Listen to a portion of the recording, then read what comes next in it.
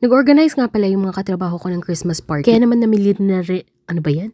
Kaya naman namili na rin ako ng mga panregalo para sa mga ka-work ko, naka-close ko at tinutulungan ako sa work. Ano ba yan? Bulol si ate girl. Kinabukasan nga, pumasok ako ng trabaho ng sobrang aga. Kita mo naman, wala pang araw. Sabi kasi nila, i-close nila yung building, kaya naman pumasok ako ng sobrang aga para naman makumpleto ko yung 8 hours ko. Kasi dito sa Canada, calculated ang sahod namin per oras. Kita mo naman yung oras, alas 6 pa lang nasa opisina na ako. Pero sobrang boring nga kasi wala na masyadong ginagawa at lahat na ng tao ay nasa holiday mood na. Wala na nga rin akong pending na work kaya naman halos wala akong ginawa kundi manood na lang. Bumili nga pala ako ng 2 ticket para sa aming Christmas party kasi isasama ko si Amar. Ayoko sanang pumunta pero iniisip ko chance na rin to para makilala ko naman yung mga katrabaho ko. Dahil sobrang dami nga namin at mostly nasa warehouse sila at ako naman nasa office so hindi kami nagkikita lagi. Ito finally nakauwi na ako para mag-ready. Mas maaga pa nga dahil sinarado nila yung building ng mas maaga. Sa isang pub nga pala ginanap yung party kaya naman pagdating namin kumain agad kami dahil sobrang gutom na gutom kami dyan. Ganito palang Christmas party nila dito. Yung inuman at kwentuhan lang. Meron lang silang paraffle tsaka live music. Iba pa rin talaga ang Pasko sa Pilipinas.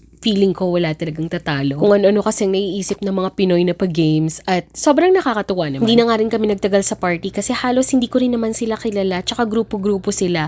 As in, parang siguro mga 5 lang yung kilala ko. Hindi rin naman masyadong uminom si Amar kasi nga magde-drive pa siya pa uwi. Isa yon sa mga bagay na thankful ako kasi alam niyang i-control yung alcohol intake niya. Sa 7 years namin together, never ko pa siyang nakitang nalasing ng sobra.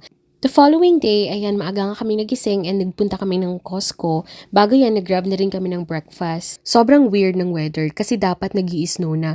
Pero hindi, maulan at maaraw pa rin. I don't know why. Ayan nga, namili na kami ng stock namin for 2 weeks. And syempre, isa sa main purpose namin ng pagpunta rito is makatikim ng mga free taste nila kasi sobrang dami. Kaya habang nagsha-shopping, busog na rin kami. Di nakatipid pa kami ng pang-lunch. Nag-send nga pala yung mga friends ko ng videos from Dubai kasi ngayon ang celebration nila ng Christmas party.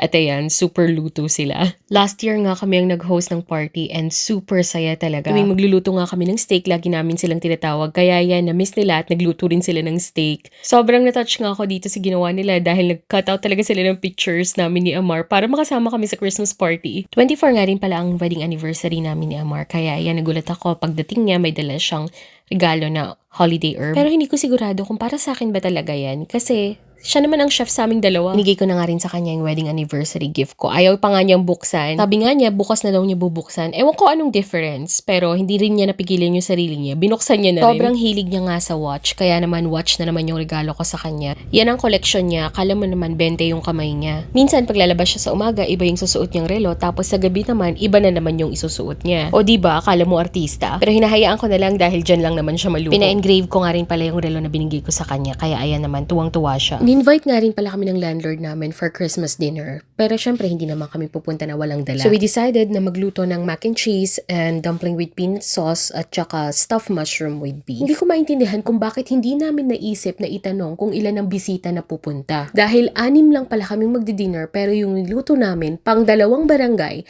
pwede ka pang mag-take out after mo kumain. Although hindi naman nasayang yung pagkain dahil pinamigay din namin. Pero yung pagod ko na maghalo sa isang napakalaking kaldero, grabe talaga. Although nag-enjoy naman kami kasama yung landlord namin tsaka yung parents nila. At syempre, hindi mawawala ang kantahan. Ito nga si Amar nakababad na halos hindi mo na makuha sa kanya yung mic. Akala mo concert niya na pero nakakatuwa naman. Kinabukasan naman ang lakas ng hangover ko. Sobrang sakit ng ulo ko.